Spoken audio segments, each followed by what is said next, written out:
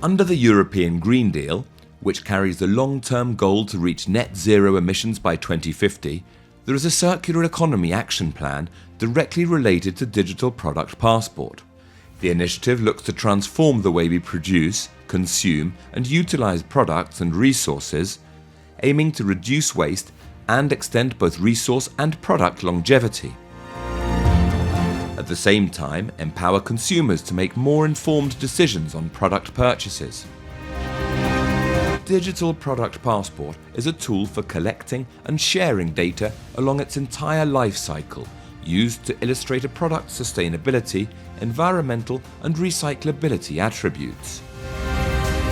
It essentially creates a digital twin and securely records event, transactional and data from across the product's life cycle associated to the physical product via a QR code, barcode or other technology, being accessible via a smart device application or similar.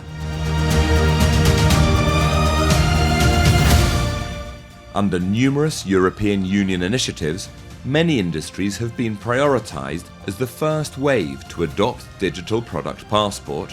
That includes batteries and vehicles, textiles, electronics and information and communication technologies, furniture, plastics, construction and chemicals.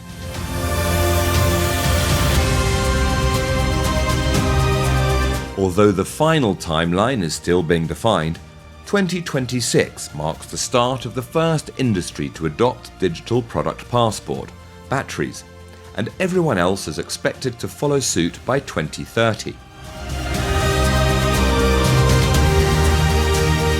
The Digital Product Pass, or what we also call the Ecodesign for Sustainable Products regulation, is going to be a regulation, so companies have to do it.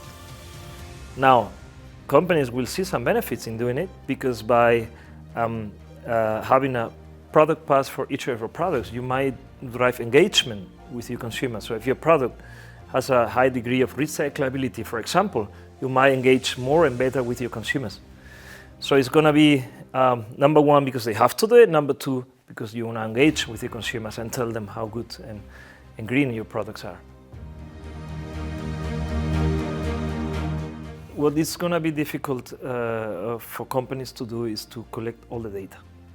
It's going to be a lot of attributes, it's going to be a lot of information on your products that you don't have today in your system. Like the footprint of the product, you know. It depends on the distance that the product was traveling, for example, or the degree of recyclability of our product, or the degree of, how much plastic is in the product. So it's going to be a lot of different elements, and collecting all this data is going to be difficult. So I think companies will need systems to be able to collate this data in as much as possible automated way. And then they will need means for engaging with the customers, because one thing is to have the data, but then you want to open up this data to your end consumers, so the end consumers know how good is the PEF, the product environment footprint of your products.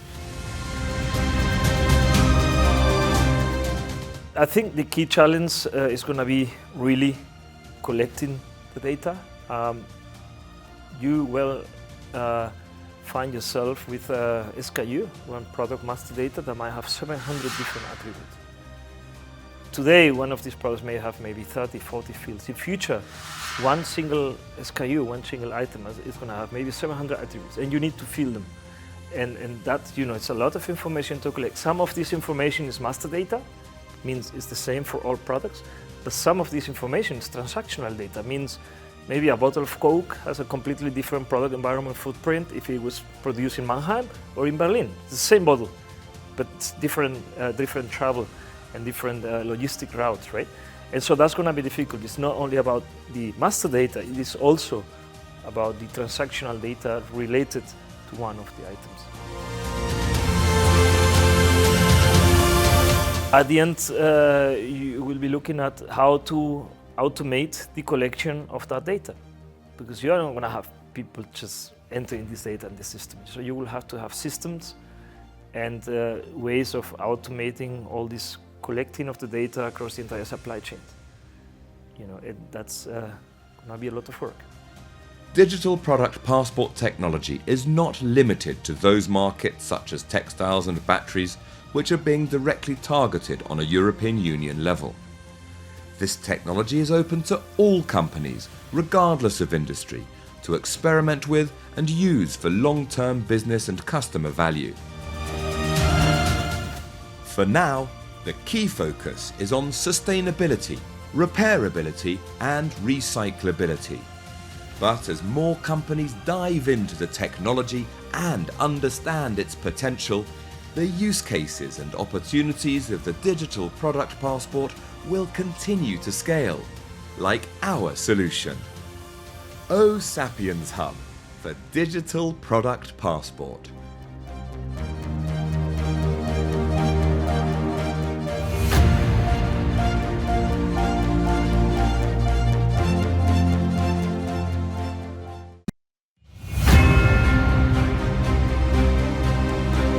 Under the European Green Deal, which carries the long-term goal to reach net zero emissions by 2050, there is a circular economy action plan directly related to digital product passport.